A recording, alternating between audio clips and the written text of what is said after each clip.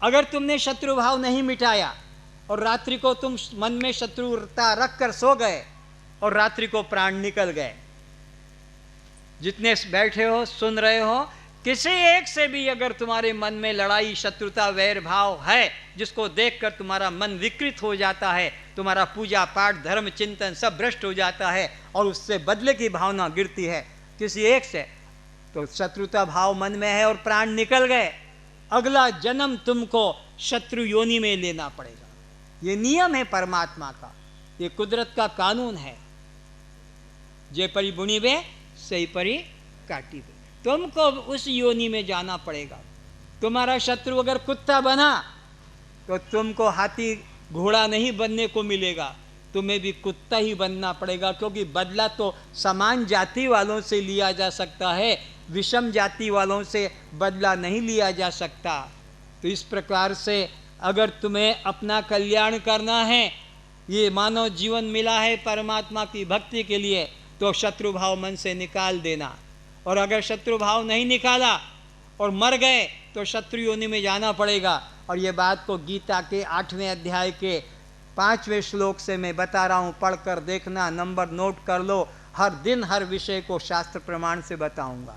और फिर दूसरा काम करना, शत्रु भाव से तो मुक्ति ले लिया, दूसरा काम भगवान से प्रार्थना करना, हे प्रभु, हे नारायण, आज तक तो मैंने कोई अच्छा कर्म नहीं किया, सबको सताया, लूटा, धोखा दिया, एक दिन मुझे और दे दो, एक दिन मुझे और दे दो, तो मैं कुछ अपने शुभ कर्म कर डालूं, लोक कल्याण के कर्म कर डालूं, परोपकार के कर्म कर डालूं। ऐसा भगवान से प्रार्थना करना कि अगर एक दिन मुझे तू और दे दे, क्योंकि तेरी मर्जी है, रात को भी मेरे प्राण जा सकते हैं, लेकिन एक दिन मुझे और चांस दे दे, अभी तक तो कोई शुभ कर्म नहीं किया, एक दिन और दे दे ताकि मैं कुछ लोक कल्याण के कर्म करूं, ये प्रार्थना करना।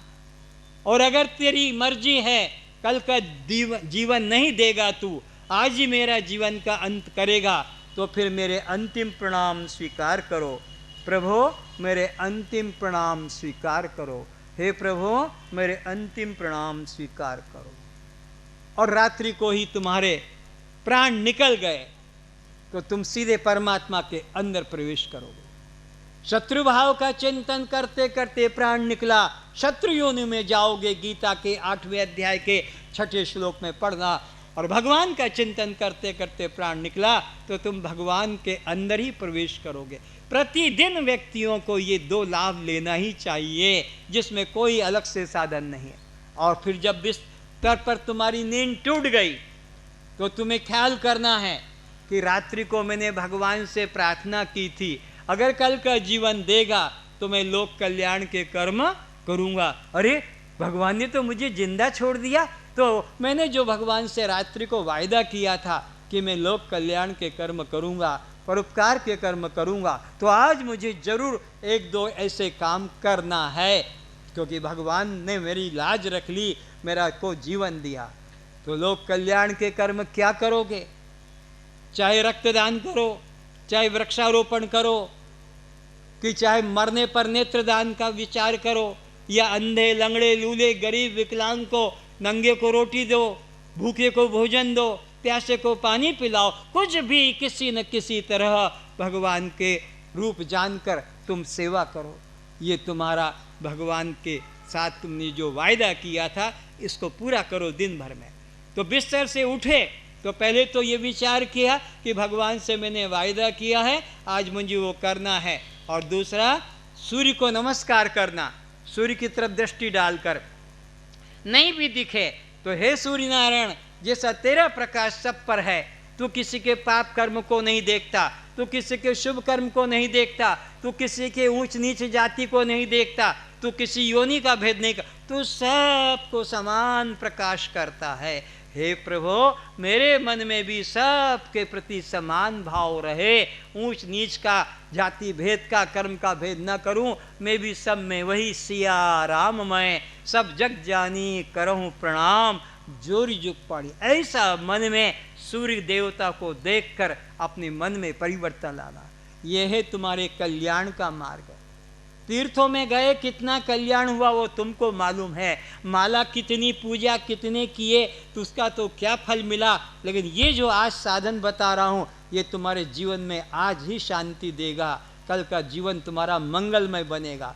कि तुम आज अपने को तो जैसा भी देखते हो पर कल तुम्हारा जीवन पवित्र हो जाएगा, क्योंकि तुम भगवान से प्रार्थना करके सोते हो कि अगर कल का दिन मुझे दे देगा तो मैं लोक कल्याण के कर्म करूँगा, नहीं तो हे प्रभु मेरे अंतिम प्रणाम स्वीकार करो। ये रोज काम करना है। ये कल भी मैं आपसे पूछूंगा कि दिन भर में तुमने कुछ भगवान से प्रार्थना करके सोए थे और कुछ किया है कि नहीं, तो कल कई पुण्यशाली लोगों के हाथ उठेंगे कि हाँ मैंने कुछ न कुछ लोक कल्याण का कर्म किया है, मैंने लोगों को किसी भी तरह से सुख पहुंचाया है। और जिसने नहीं पहुंचाया उसको आत्मग्लानि पैदा होगी कि आज का मेरा जीवन पशु की तरह गया, पशु की तरह, कुत्ते की तरह, सुअर की तरह, गधे की तरह। क्यों? कि वो बस अपना ही बस पेट भरना जानते हैं, अपने ही बच्चे बच्चियों का पालन करना जानते हैं, दूसरे की तरफ उनका हाथ नहीं जाता है, बल्कि दूसरे के जेब में से निकाल लाते हैं, छुरी मार कर, गला घोट कर, मिलावट करके, ठगी करके, बेईमानी करके, रिश्वत लेके लूटने का तो धंधा रोज करते हो। घर से निकल कर जाते हो, आज किसको फंसाना है, आज किसकी फाइल को रोकना है, आज किससे हमको कितना कमीशन लेना है, दिन भर यही करते हो, पर इधर से कुछ उधर नहीं होता। तो कल जब तुम दिन भर में कुछ करोगे तो मन में शांति लगेगी, आज मैंने मनुष्य जीवन सार्थक किया है, लोगों को किसी तरह सुख पहुंचाया है। अब परमात्मा के बारे में चर्चा करें, क्योंकि घर जा रहे हैं, क्या पता हमारा भविष्य क्या बनेगा, रात में हमारा जीवन रहेगा कि नहीं। तो आज परमात्मा का अनुभव करके घर जाना है, अकेले घर नहीं जाना है। कैसे अनुभव करेंगे, परमात्मा का रूप कैसा है, इसे पहले समझेंगे, तब आप प्रार्थना कर सकेंगे। तो देखें, इधर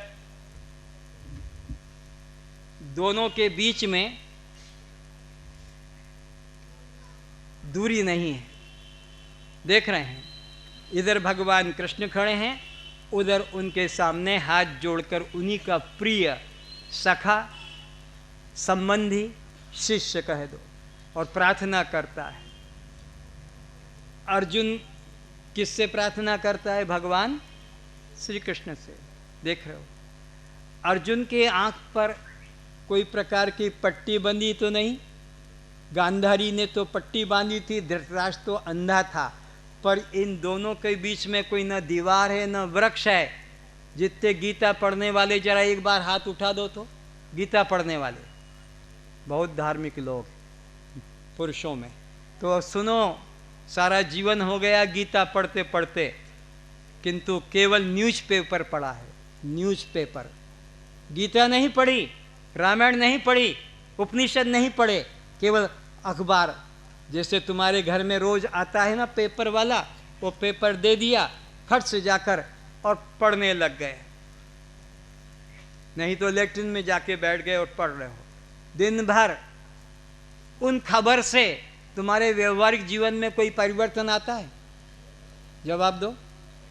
पेपर पढ़ा, खबर कागज पढ़ा, पढ़कर तुमने रख दिया और अपने दिन भर काम धंधे पे चले गए, तुम्हारे व्यवहारिक जीवन में उसका कोई प्रभाव दिखाई पड़ता है?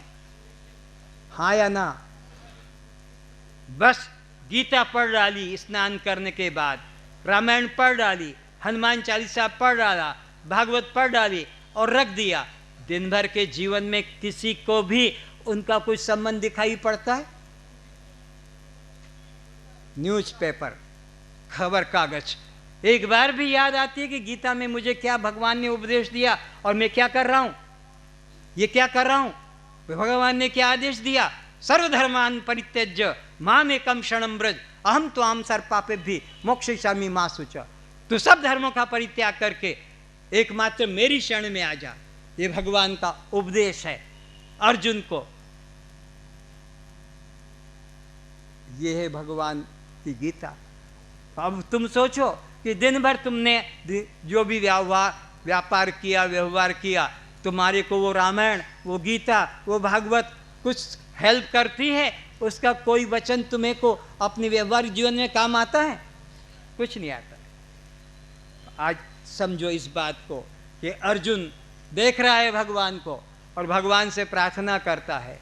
क्या प्रार्थना करता है? हे प्रभु, क्या मैं आपके अविनाशी रूप का, किस रूप का? इन आंखों से दर्शन कर सकता हूं? ये अर्जुन पूछ रहा है। जिनसे पूछ रहा है उनकी तरफ दृष्टि भी है। अर्जुन के सामने भगवान हैं, कोई दूरी भी नहीं है। और कहता मैं आपके अविनाशी रूप का दर्शन करना चाहता हूं। किस रूप का? तो ये जो अर्जुन के सामने है, ये कौन सा रूप हुआ? अगर अर्जुन कहता मैं देखना चाहता हूं, तो भगवान ने उसकी आंख पर पट्टी भी नहीं बांधी, बीच में कोई दीवार, वृक्ष भी नहीं, आंखें खुली है अर्जुन की कृष्ण की तरफ, और कृष्ण की दृष्टि अर्जुन पर है। और प्रश्न करता है क्या मैं आपके अविनाशी रूप को इन आंखों से देख सकता हूं? अर्जुन की प्रार्थना ही तुम्हें शिक्षा दे देगी, अगर बुद्धि होगी, कि आंखों से जो दिख रहा वो अविनाशी रूप नहीं है। आंखों से जो दिख रहा वो अविनाशी रूप, अगर ये अविनाशी रूप होता तो अर्जुन अंधा थोड़े ही है, वो तो देख ही रहा है। फिर प्रश्न क्यों कर रहा है? फिर प्रार्थना क्यों कर रहा है? तो ये मालूम पड़ा, अर्जुन को ये बात मालूम पड़ी कि सगुण साकार भगवान के दर्शन से आज तक किसी का कल्याण नहीं हुआ। सगुण साकार भगवान के दर्शन से किसी का कल्याण नहीं होता है। भगवान का लोक मिल जाता है, भगवान का धाम मिल जाता है, सालोक्य मुक्ति मिल जाती है, सायुज्य मुक्ति मिल जाती है, सारूप्य मुक्ति मिल जाती है, लेकिन मोक्ष यानी केवल्य निर्वाण नहीं होता है। तो हे प्रभु, मैंने तो वेद उपनिषद से सीखा है कि भगवान के निर्गुण निराकार रूप का ज्ञान जीव को करने से ही कल्याण होगा। अर्जुन कहता है प्रभु, तो मैं तो सगुण साकार रूप को तो रोज देखता हूँ, लेकिन मेरा इससे उद्धार नहीं होगा। तो मुझे आप अपने अविनाशी रूप के दर्शन कराइए। अविनाशी, अविनाशी का मतलब जिसका कभी नाश ना हो। तो इसका मतलब है कि ये जो सामने है ये अविनाशी रूप, बोलो। तो अगर यही अविनाशी होता तो देख ही रहा है, पर ये तो तुमने ही सिद्ध कर दिया। बोले जन्माष्टमी है, तो जन्माष्टमी का मतलब है कि अष्टमी के दिन इनका क्या हुआ, और जिसका जन्म हुआ उसकी मृत्यु भी, और जिसके जन्म और मृत्यु वो कभी परमात्मा हो नहीं सकता। ये गीता में ही कहता है भगवान, जातस्य ध्रुवम मृत्यु ध्रुवम जन्मृत्यस्य च। हे अर्जुन, जिसका भी जन्म हुआ है उसको कभी परमात्मा मत मानना, क्योंकि जिसका जन्म हुआ है उसका नाश हो जाता है, और जिसका जन्म और नाश होता है वो परमात्मा नहीं। परमात्मा तो अजन्मा अविनाशी होते हैं। गीता के 7वें अध्याय के 25वें श्लोक में, गीता के 7वें अध्याय के 25वें श्लोक में कृष्ण कहता है, नाहम प्रकाश से सर्वस्व योग माया समावृत। अरे अर्जुन, मैं सबके आगे प्रकट नहीं होता हूं। नाहम प्रकाश सर्वस्व, सबके आगे। क्यों? मेरा रूप ये है जो सामने खड़ा है। परमात्मा का शुद्ध रूप देखो, ये सामने है। इस छेद में से वो सबको देखता है। बुरखे वाली महिला, बुरखे वाली महिला बुरखा पहनती है, देखा होगा मुस्लिम समाज में, बोहरा समाज में बुरखा, उसके आगे छोटा सा छिद्र है, उसमें से सबको देखती है, सबको देखती है, सारा जीवन देखती है। पर उस बुरखे के अंदर जो है तुम उसको कभी नहीं देख सकते। वो गोरी है कि काली है दिखेगी, वो जवान है कि बूढ़ी है दिखेगी, अरे वो आदमी है कि हिजड़ा है पता लगेगा। परमात्मा इसी प्रकार है। नाहम प्रकाश से सर्वस्व योग माया, योग माया समावृत। ये दुनिया पागल हो रही है, योग माया में फंसी हुई है, और मैं तो किसी के आगे प्रकट नहीं होता हूं। योग माया के पीछे मैं खड़ा हूं। गीता के 7वें अध्याय के 25वें श्लोक में कृष्ण ने कहा, मूढ़ो, ये लोग जितने मंदिर माला पूजा करने वाले, मूढ़ो अयम ना भी जानाती, ये मूढ़ लोग मरते रहेंगे, भटकते रहेंगे मंदिरों में, तीर्थों में, मालाओं में, पूजाओं में। मूढ़ो अयम ना भी जानाती लोको माम अज अव्ययम, अरे मैं तो अजन्मा हूँ, मैं तो अविनाशी हूँ, और ये मुझे जन्मने मरने वाला। आज रामनवमी है, कल जन्माष्टमी है, आज दुर्गा पूजा है, आज शिवरात्रि है, तो आज गणेश है, ये इसी में फंसे हैं। मूढ़ो अयम ना भी जानाति लोको माम अज अव्ययम। 15 अध्याय के अंदर भगवान ने अर्जुन को 10वें श्लोक में फिर कहा है, ना हम प्रकाश, मूढ़ो अयम ना भी जानाति, जो अभी कहा वहां भी कहा विमूढ़ा, ये भक्ति करने वाले, मूर्ति पूजा करने वाले, भगवान ने कहा विमूढ़ा नानो पश्यन्ति पश्यन्ति ज्ञान चक्षुषा। मुझे कौन जानेगा? जिसको सद्गुरु से ज्ञान चक्षु मिला है वो जान सकता है। विमूढ़ा नानु पश्यन्ति पश्यन्ति ज्ञान चक्षु, तो भगवान की स्पष्ट वचन है। तो जितनों ने हाथ उठाए, गीता पढ़ने वाले न कृष्ण को मानते न गीता को मानते हैं। आपको अपमान लगेगा मेरे शब्दों का, बिल्कुल तुम गीता को भी नहीं मानते न कृष्ण को मानते हो। कृष्ण खुद कहता है कि मैं किसी के आगे प्रकट होता नहीं, इन आंखों से दिखाई, और तुम कहते हो हम तो अभी कृष्ण दर्शन करके मंदिर से आ रहे हैं, हम तो वृंदावन से दर्शन करके आ रहे हैं, हम तो अयोध्या से दर्शन करके आ रहे हैं। किसके दर्शन तुमने किए? कृष्ण कहता है मैं किसी को दिखाई नहीं पड़ता हूं। ये मंदिर के पुजारी, 5000 के नौकर, ये तुमको दर्शन कराकर माला दे देते हैं। आहा, भगवान के गले की माला हमको दे दी पुजारी जी ने, पंडित जी ने। पुजारी और पंडित तुमको भगवान के दर्शन करा सकता है, और अर्जुन कहता है मैं देखना चाहता हूं। भगवान कहते क्वाइट इम्पॉसिबल, असंभव, असंभव, कभी नहीं हो सकता। इन आंखों से मेरे अविनाशी रूप को दर्शाया, दिखाया नहीं जा सकता। ये भगवान के वचन है कि इन आंखों से मेरा जो अविनाशी रूप है उसको देखा, और तुम जितने बैठे हो हम तो दर्शन करके आ रहे हैं, हम तो दर्शन का, आज तो जन्माष्टमी, बहुत अच्छे दर्शन हो गए, आगे नंबर पे पहुंच गए थे, प्रसाद भी मिल गया। हम तो आज रामनवमी थी, एकदम दर्शन करके आ रहे हैं। किसके दर्शन करे? माया के।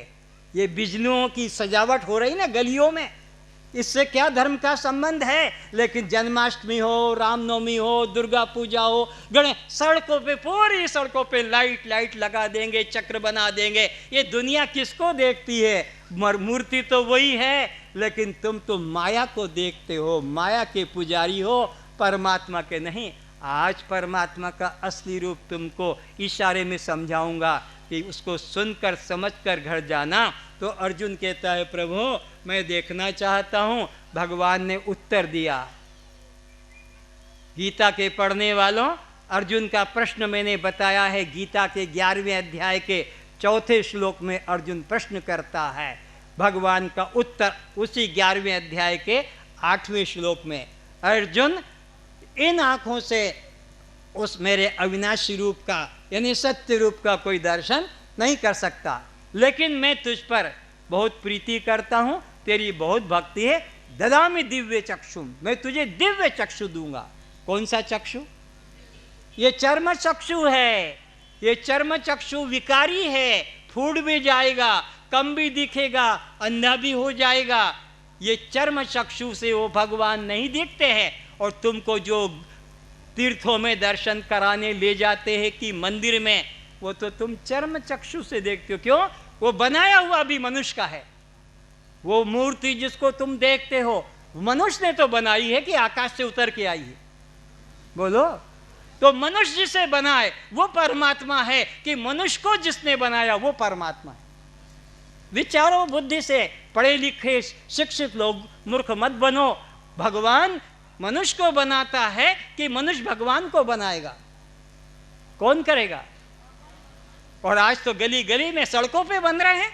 कितनी सरस्वती सड़कों पे बन रही है, कितनी दुर्गाएं मिट्टी में वो तैयार किया फरमे में और रंग करके, और लाइन लगी है, कीमत चुकाओ और अपनी गाड़ी में बिठा के ले आओ। और पूजा शुरू कर दो। बाजार पे, सड़कों में, रोड के ऊपर लोग अपना शराब पीने वाले, मांस खाने वाले, गंदे आचरण करने वाले, उनके पास वो संचे बने हैं और वो सीमेंट, कौन सा प्लास्टर ऑफ पेरिस, उसमें सांचे में ढाला, रंग कर दिया और तुम हम कितने विभोर हो जाते हैं और उनको उठा कर ला कर और पूजा शुरू कर। अरे मनुष्य जो बनाए वो परमात्मा होगा कि मनुष्य को जिसने बनाया वो परमात्मा होगा?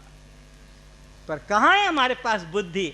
तो अर्जुन प्रश्न करता है, भगवान कहते हैं अर्जुन इन आंखों से नहीं दिखाई पड़ेगा, मैं तुझे दिव्य चक्षु दूंगा। अब सोचो, और भगवान के इन शरीर के दर्शन से जो घरों में है, जो मंदिरों में है, जो तीर्थों में है, किसी न किसी मिस्त्री, किसी न किसी शिल्पी का वो बनाया हुआ आकार है। अगर ये ही असली रूप होता और इससे कल्याण हो जाता तो अर्जुन को गीता सुनाना ना पड़ती। गीता पढ़ने वालों फिर से सुनो, अगर इस दर्शन से कल्याण हो जाता तो फिर अर्जुन को गीता सुनाने की जरूरत, वो तो देख ही रहा है, जन्म से उसके साथ संबंध है। तो अर्जुन को जब गीता ज्ञान दिया तब अर्जुन का कल्याण हुआ। नोट करो, बिना ज्ञान के आज तक किसी का कल्याण पृथ्वी पर हुआ नहीं, बिना ज्ञान के। इसलिए वेद कहता है ज्ञानादेव तू केवल्यम, ज्ञानादेव तू केवल्यम। केवल्य की प्राप्ति, निर्वाण की प्राप्ति, मुक्ति की प्राप्ति तो ज्ञान के ही द्वारा होगी। अंधकार का नाश अगर होगा, अंधकार का नाश होगा तो केवल केवल प्रकाश से होगा। प्रकाश को छोड़कर तुम डंडा मारो, ताली बजाओ, ढोल बजाओ, झाड़ू लगाओ, कितनी भी प्रार्थना करो, सब व्यर्थ जाएगी। अंधकार का नाश तो एकमात्र, बोलो, प्रकाश से। इसी प्रकार अज्ञान का नाश तो एकमात्र ज्ञान से होगा। ज्ञानादेव तू केवल्यम ऋते ज्ञानान्न मुक्ति, वेद का वचन है कि कोई और साधन से मुक्ति नहीं होगी। तो अर्जुन को भगवान ने फिर दिव्य चक्षु प्राप्त कराया। वो आपको भी यही मिलेगा।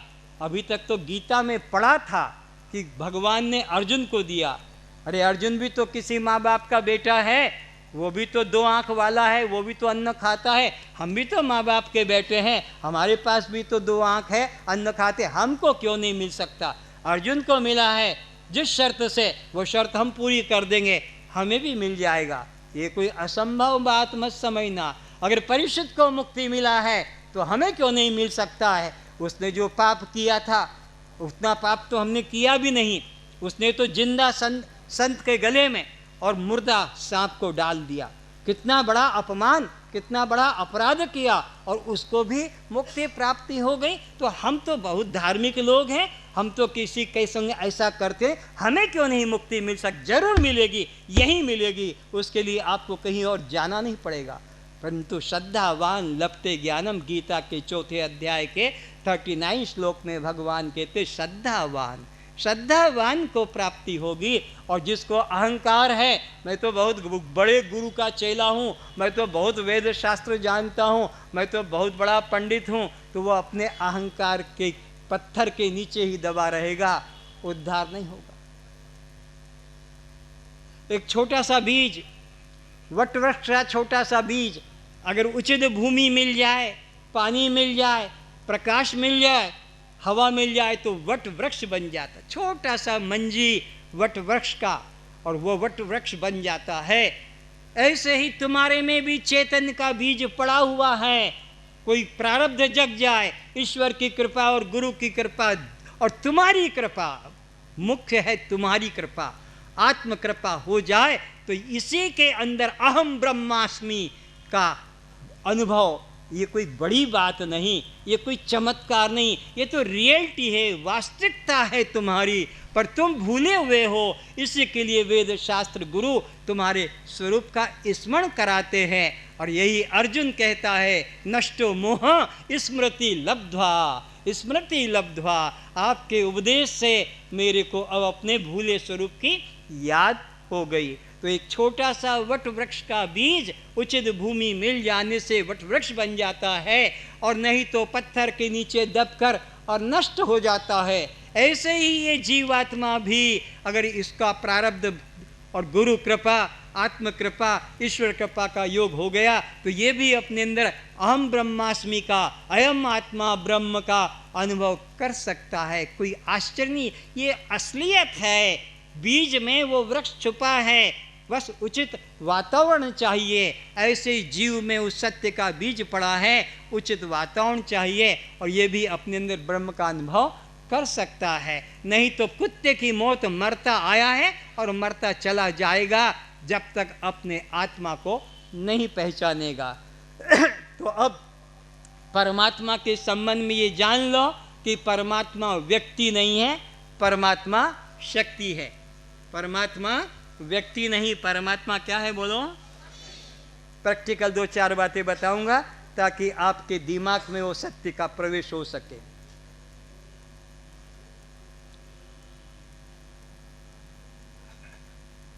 ये रुमाल आप देख रहे हैं स्थिर है कि हिल रहा है?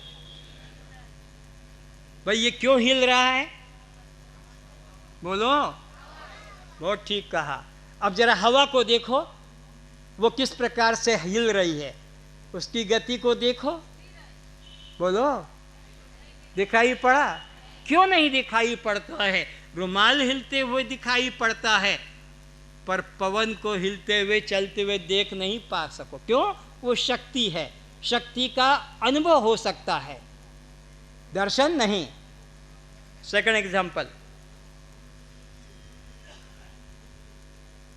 ये फलों को देख रहे हैं, इसे क्या कहेंगे? और इसे ठीक है। अब इसको देखकर ही बताओ कौन कितना खट्टा मीठा है। देखकर बताओ, बता सकोगे? बता सकोगे? देखकर अनुभव करना होगा, अनुभव करके ही हम जान सकेंगे। देखने से तो फल दिखेंगे, देखने से तो रुमाल दिखा, पर जिसकी शक्ति से ये हिला वो नहीं देख पाए।